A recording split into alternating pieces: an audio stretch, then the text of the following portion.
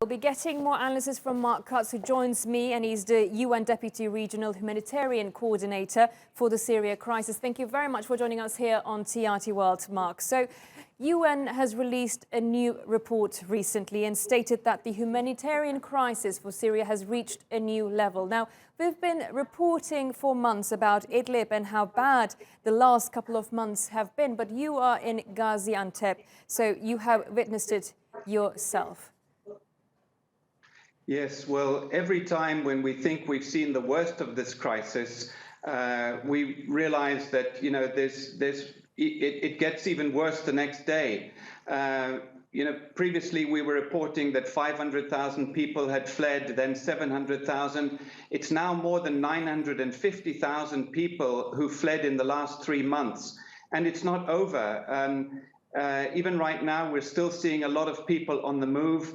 A big worry is Idlib city. There's been airstrikes and shelling that have affected Idlib city in recent days.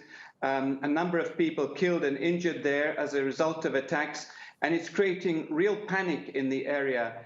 This is the biggest urban center left in the Idlib area, and a lot of displaced people are living in that town as well as the local residents. And I believe, Mark, we're talking about millions here. So where are they trying to find shelter?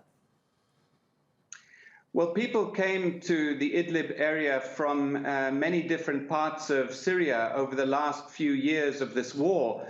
They came from places like Aleppo and Raqqa, which was the ISIS capital.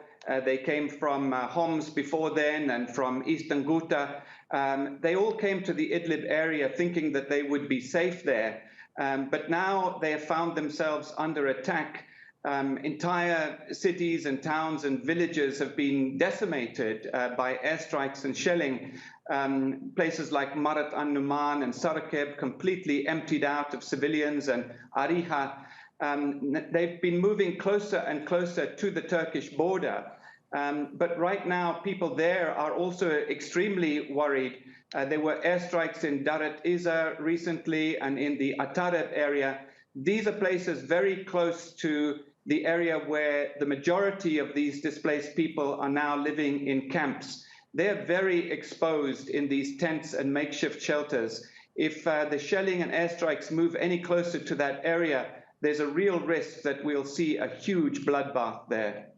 And as you mentioned, people are changing places, so they're being displaced once and once again. So logistically, how difficult is it actually to deliver aid to them? Any kind of help, blankets, tents or food? Well, it's very difficult. Our humanitarian colleagues inside the Idlib area, many of them have had to relocate their families. They've moved from one part of the Idlib area to another. 4 of our humanitarian colleagues have been killed in the last month or so. It's an extremely difficult place to operate. But in spite of that, we do have a big humanitarian operation. In January, we had more than 1,200 trucks of humanitarian aid that went in across the border from Turkey.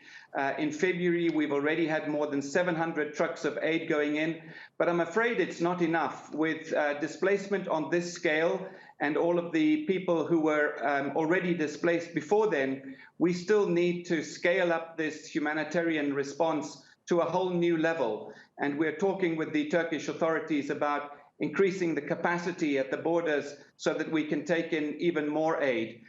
Just there though, Mark, Turkey has taken in many refugees and many Syrians already, as we know. I believe probably more than any other country so far, about 4 million. And they've built refugee camps. And as the Turkish President Recep Tayyip Erdogan stated, they don't want the burden by themselves. So why can't we get other countries involved and the international community as a whole?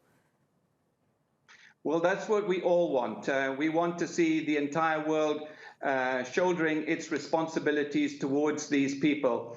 Turkey already hosts, as you said, the largest refugee population in the world, and they host more Syrian refugees than any other country.